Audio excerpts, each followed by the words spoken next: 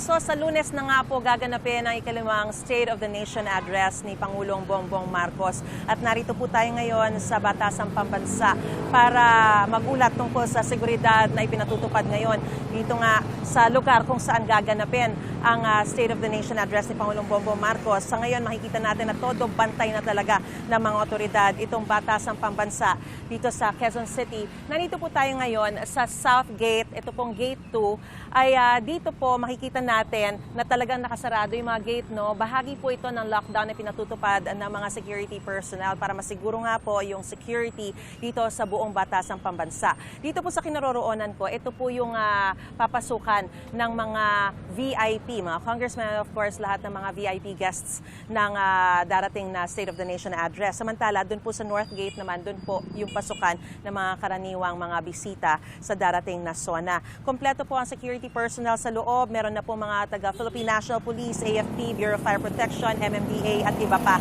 May K9 units din at may personnel din for emergency purposes. Ngayong araw po inaasahan magsasagawa ng simulation exercise para masiguro yung seguridad ng lahat. At mamaya po mga kapuso, mga kapanayan po natin, si Philippine National Police spokesperson and OIC ng PNP-PIO, Colonel Alan Reyco, kaugnay sa mga karagdagang detalye, kaugnay nga po sa zona at sa seguridad na ipatutupad sa darating na zona sa Lunes.